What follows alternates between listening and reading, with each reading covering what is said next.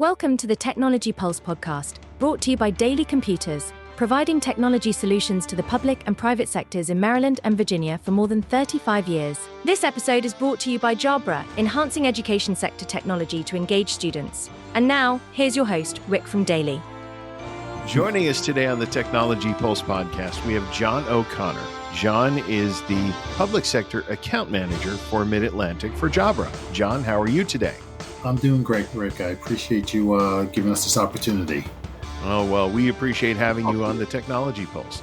So, John, I just want to say we're going to be talking today about using the right technology to help support modernizing education. I'm sure that's something that, a lot of people are really curious about, because it really seems like when the pandemic hit, education had to take a huge step back in order to take these giant leaps forward.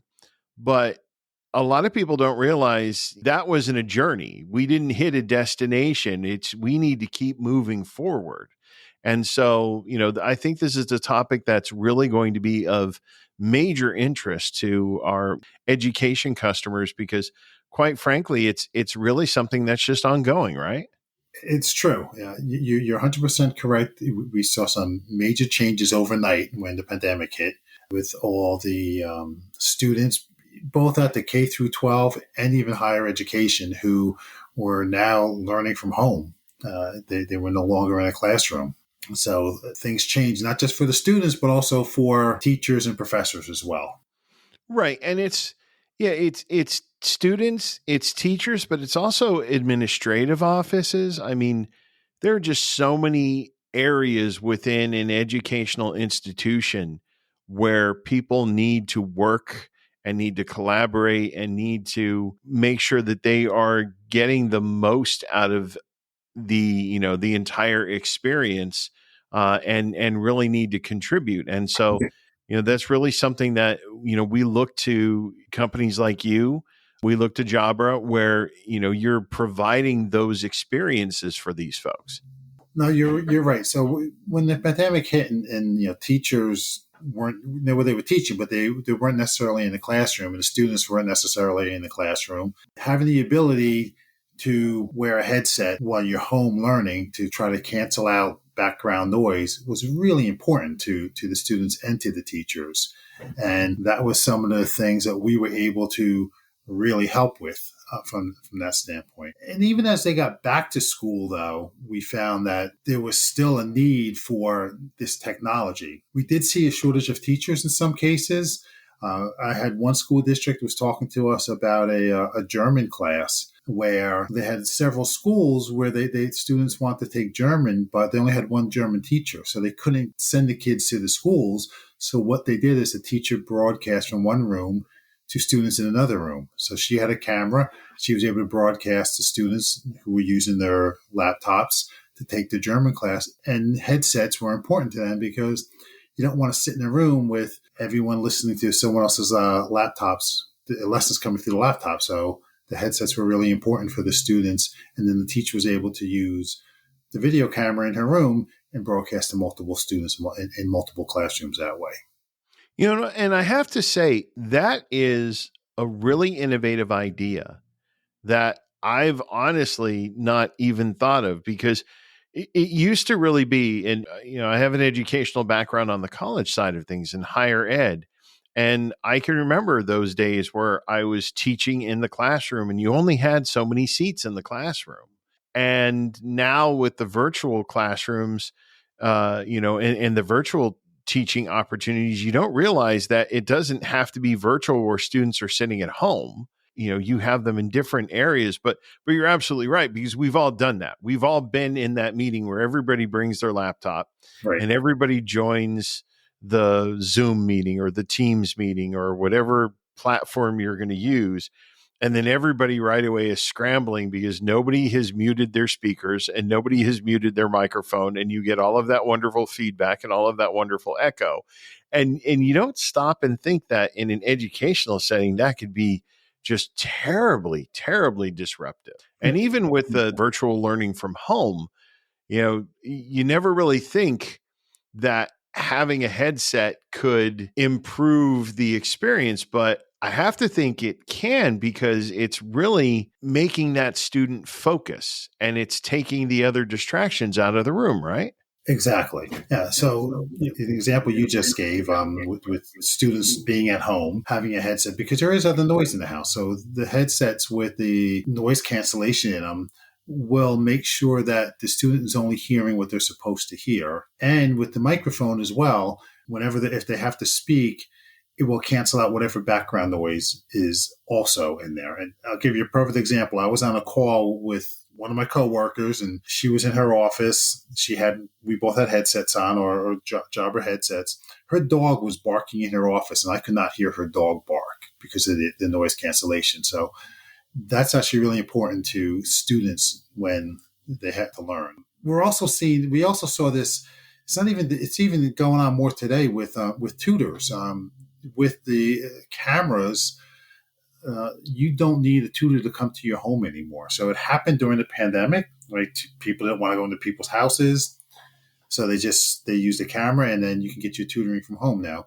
We have two basic cameras. We have our Panacast 50, which is a large video bar, great solution for classrooms, and we have our Panacast 20, which is a small camera that's really designed for personal use. And a camera like that for a tutor is a perfect way for them to make sure that they can get a lesson plan over to a student. It's just a nice, small little camera. And we are seeing that on the tutoring side as well. And then I would have to think that this would, because again, you often think of tutoring sessions as one-on-one, and they very well can be, but sometimes you get the opportunity where you could have a 1 to maybe 2 or 3, if it's students that are in the same class. You can have that tutoring session with even more of them. And, again, when you have the dog barking, or, kids are playing, or somebody's yelling for dinner, or you got road noise outside. So you have to think that having that ability to have those cameras and have that audio where it's really secluded and give that same experience.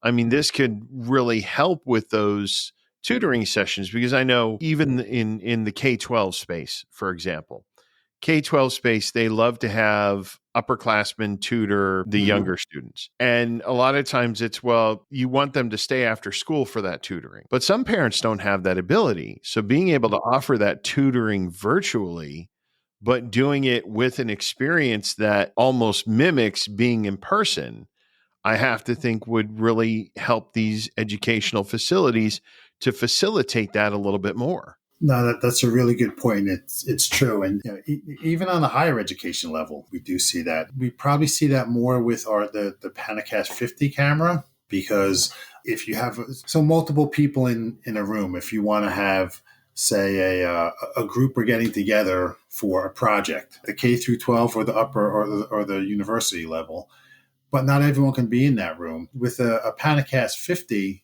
you can make sure that everyone who's in that room is being seen and heard, and then whoever is going to be remote can also be seen and heard. So, and one thing that's really unique about our Panacast 50 camera is it's the only camera on the market that has a true 180-degree field of view, so that you can just put that right up against the wall. And if you're in a lot of huddle spaces, a lot of universities use huddle spaces today. You get everyone who's in that room is going to be seen, no matter how close they are to the front of that room. And we see that with a lot of different universities. We just had one university who purchased about 170 of them, and that's what they're going to be used for. So when the students want to come together in a space like that, everyone can be seen, everyone can be heard. It's got the 8 microphones in it to pick up everyone in the room, and it's got 4 speakers so everyone can be heard in a 180-degree field of view. It's a great solution for that type of application. No, it sounds like it. And so going a little bit further than that. So I often think of these meetings that you often have with different educators within the school, and and having one where a couple of people are in the same room where they all have to open their laptops, and the echoing and the audio issues, or they're hogging up a lot of bandwidth. I would have to think that for those types of meetings, or pretty much any type of meeting where, again, someone is in the school and they are meeting with someone outside of the school, but it's multiple people in the school in the same room, again, where everybody's able to be seen, everybody's able to be heard, it really does mimic that in-person experience. I have to think that it would make those meetings even more productive, right? Yeah, that's a really good point, Rick. It's so true. Everyone wants to have that same experience as being in a room, but it's never going to be exactly the same if you're not in that room, right? But having a camera like that includes everybody, it does help you feel like you are being more a part of that. So if you can see everybody in the room, and some of the features you could have turned on where it's going to highlight the last four speakers, you can do features like that. So this way you always see who's actually doing the talking. You have a close up of them, who's ever speaking to you. So it makes it much better for people who are remote listening to those meetings. And what about the, integrating some of the more interactive experiences like, I'll just give, for example, like a virtual whiteboard or, again, where if you're showing slides, you can still have that picture in picture because, you're still able to be seen even though the screen is taken up with whatever you're presenting. Are those available on those models as well? Yes, yeah, the Panacast 50 has that. So the Panacast 50 has three actual cameras in it, and that's what gives it the ability to do the true 180 degrees field of view. The Panacast 20 is a smaller personal camera that has one lens, but that can actually do picture in picture as well for that. But that, again, that's for an individual user. The Panacast 50, though, what you can actually do with that, and it works with Zoom, it works with Teams, and it works with any other platform out there. Depending on the application, though, you can set it up so one of the cameras is really what they call a content camera, where it's going to be focused on something. We call it a whiteboard feature. So you can have it focused on the whiteboard. So if someone's making notes on the whiteboard, who's ever remote can see that.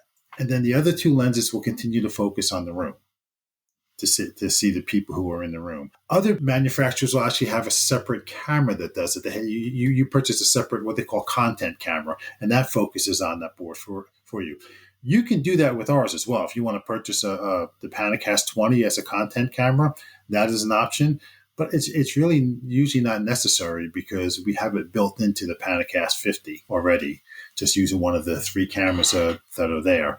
So it's a really, really nice feature for that, and to really, like you were saying before, make everyone in the room see what's going on, and you're not panning over to the whiteboard and then panning back to the room. You have everything in there as one option, and it's really easy to set up. Not just the camera, simple to set up. It's a plug and play camera, but even to set up the whiteboard feature, it's literally just a drag and drop around whatever you want that to focus on for that meeting. And then when it comes to these camera systems, again, we were talking about audio before, and we switched over to video because video, of course, when you're talking about a camera is very important. But what about like these cameras really helps to modernize that audio experience as well? Because like you said, everybody wants to be seen, but everybody also wants to be heard. And there are a lot of times where unless you're right up on top of that microphone, particularly when you're thinking of the traditional, I'm sitting in front of my laptop computer, you've got to be right on top of that thing for people to hear you. So how do these cameras work when it comes to enhancing the audio experience? So, with the 8 microphones in it, we say these cameras designed for small to medium sized rooms. So up to a medium sized boardroom, about 25 by 25. If you have a big room, a city hall chamber, 50 by 50, the Panacast 50 is not going to be your best option for that. But if you're in a space, a boardroom, a conference room, a classroom, up to about 25 by 25, that the 8 microphones will pick up whatever is in that room. We do a demo weekly. We're doing demos for customers who want to see it. One of our tech people who does a demo, he has one set up outside. He happens to live in Arizona, so it's always warm down there for him. He'll actually outside walk away from the camera. So there's no walls or anything holding keeping the sound in there. He'll be a good 25, 30 feet away and talking, and you can hear him clearly speaking from that distance out there. So yeah, the microphones are going to pick up people's voices very clearly, very easily. The camera, when you get past that 25-foot section, it's going to struggle to grab you. Ideally, the camera's probably good for about 20 feet, but from a voice standpoint, you're going to be able to be heard very clearly. I'll tell you one other neat feature about the Panacast 50 is there's we call it, I can't remember what the term's called, but you can actually create the space where you want that camera to see. And it was really designed for conference rooms today that have glass walls. So the camera can be set up where if people move, it'll follow you around. So whether that be a teacher, whether you have a board meeting and people are walking up to a whiteboard, you want someone to see that. But we found with conference rooms and in some cases where they had glass walls, it was picking up the people walking outside the wall. So you can actually set the space requirements in that room so the camera will not look past whatever you set it up as. So if someone's outside with that glass wall, it's not going to see that person. You can even do that if you have a larger area and just set up the space like that as well. So if you have a room where you're teaching a class and you just want to basically have a 15 by 15 foot area where the students are going to be, and that's where the camera is going to focus, you can do it that way as well. No, and I think that's excellent. It's not just for the ones with the glass walls, but even, I'm sitting here in my office and I have all these windows around me, and I would love for people that I'm talking to on any type of call not to necessarily see the windows behind me. I'm out. Sometimes people see out in the parking lot. Sometimes people see coming in and out of the building. It's like, you would really love to be able to disable that field of view without necessarily having to do the bandwidth hogging virtual background, because a lot of people don't realize those virtual backgrounds that you tend to put on, whether it's Zoom or whether it's Teams. I mean, that just utilizes memory in your computer and it decreases your video quality. So you almost look horrible on the call. That's true. And I'll tell you, you brought up a good point. So on our small personal P20, Panacast 20 camera, you can do the blurred background, but it's actually resident on the camera itself. So you're not doing anything from your computer. It's actually in the camera, the ability to blur the background, which is a nice feature. That's incredibly helpful. Now, the other thing I'm thinking about when it comes to, again, how Jabra can really help to modernize this educational experience, I have to think there are some really good testing applications that your products would really help with. They do. So you talk about like in the test environment, if there's testing going on. Correct. Yeah, exactly. So the what we talked about a little bit earlier is on the headphones, right? All of our headphones come with microphones. That's one thing that you can mute them if you need to. That's fine. You don't have to use it. But having the ability to have a good quality headset when you're taking a test to try to block out some of the other noise that's going on around you. And then if you do need to speak, having a quality microphone that will allow you to talk as well can be really a really good feature for rooms today, especially if you're sitting in a room, you're doing a test on a computer, and there is some type of audio that's coming through that you want to listen to.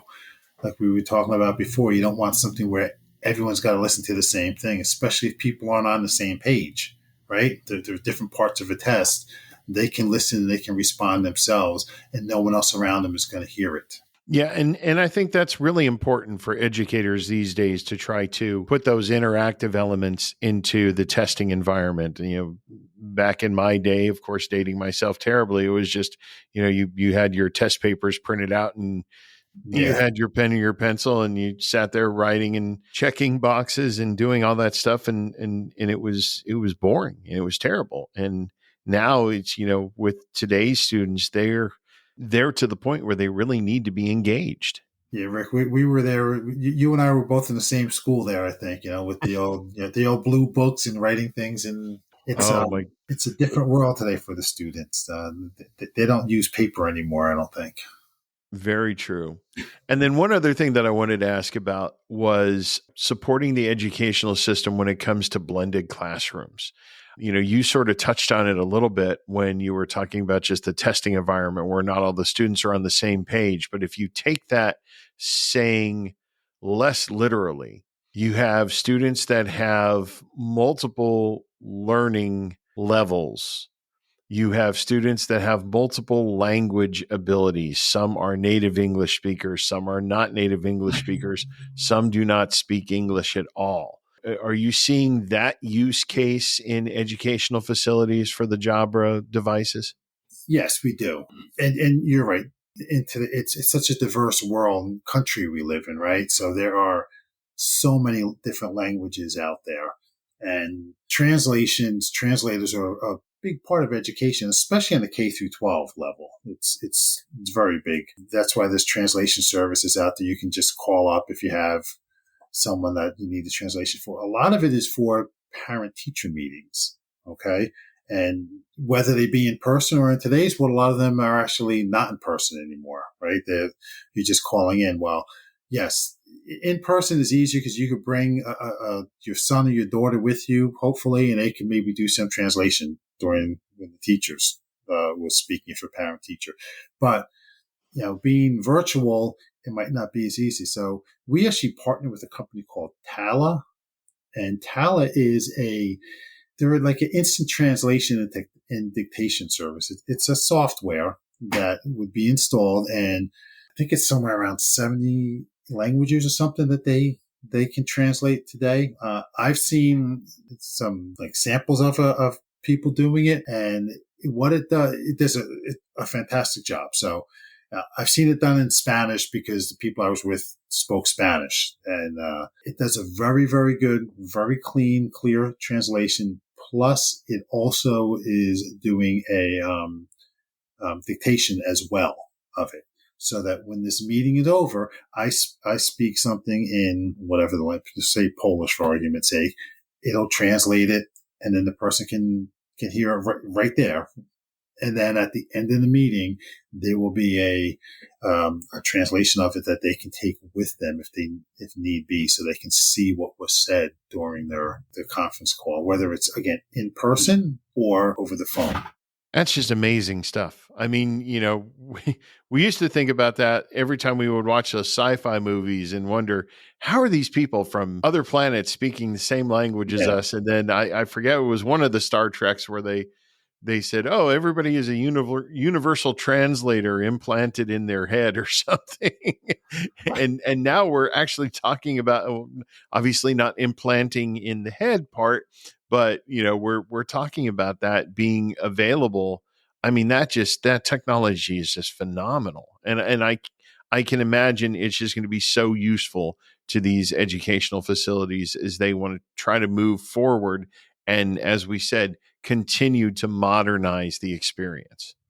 No, you're right. It's so true. We had a facility down in Maryland, and they had a lot of people from a section of Africa that came. So it wasn't a very common language, but in this area of Maryland, it was, because they had a population. And we did a demo for them, and they were very impressed with how well that software worked. Terrific. All right. So, John, as we wrap things up here, want to give you a chance to give us your final thoughts as far as, how any educational facility that is looking to modernize their experience, how they can start the process and what it is that they can look forward to. Well, I'd say start the process. It would be reach out to someone at Daily. Daily's, first of all, you're a great partner of Jabra, so we do appreciate that. We appreciate this opportunity. So that would be the thing. The other thing is reach out to Daily, talk to someone there, and then the Daily rep can contact me. We're really good with samples. I mean, we realize the value of samples, of getting a headset in your hands, even one of our cameras in your hands for you to actually test and evaluate and see how well that works. So work through myself and with people from Daily. We'll get you some samples that you can see how they work. When it comes to our headsets, depending on the users, we actually do have tools where you can manage them as well if you wanted to, whether it be the video camera or the headset. So you can see how they're being used. If there are any issues, your IT department will have a much easier job of managing and making sure that the headsets are working properly out there. The other thing too is with our K through 12 and higher ed customers, you fall under our public sector, which is going to be an extra discount for you. So that's something that your daily rep would be able to support them with and get them some, a better discount on pricing wise. Right. No, and we definitely work with our public sector customers, particularly in education. We know how difficult it is to stretch those budgets. We know how difficult it is to adopt new technology when, there are so many other competing projects. So, we definitely work with them. We appreciate Jabra offering those additional discounts. And, also, the big thing about Daily is we have more than 40 contract vehicles that any educational, any public sector, any entity really can utilize. So we will always try to make sure that we're using the right contract vehicle, working really well with partners like Jabra. And again, we appreciate you guys as well with everything that you do for us. And like John said, just contact your daily rep. John, want to say thank you so much for being part of the Technology Pulse podcast today. It was an absolute pleasure having you on, and really look forward to seeing what you guys are going to do in the future to keep pushing the envelope when it comes to bringing these modern experiences into these institutions. I appreciate your time, Rick. I enjoyed this, and looking forward to working with Daily and some of our customers together. All right. Thanks so much. You have yourself a great day. You too, Rick. Take care. And that wraps up another insightful episode of the Daily Technology Pulse podcast. We hope you enjoyed this episode. Before we sign off, we want to take a moment to remind you of some important legal considerations. The views and opinions expressed by guests on the Daily Technology Pulse podcast are their own and do not necessarily reflect the views or opinions of Daily Computers or its partners. The content provided in this podcast is for informational purposes only and should not be considered as professional advice. No part of this podcast may be reproduced, distributed, or transmitted in any form or by any means without the prior written permission of Daily Computers Inc. If you have any comments, questions, or suggestions, please feel free to reach out to us. You can find us at www.daly.com. The Daily Technology Pulse podcast will be back with more exciting discussions on the latest in technology. Until next time, stay curious and stay connected.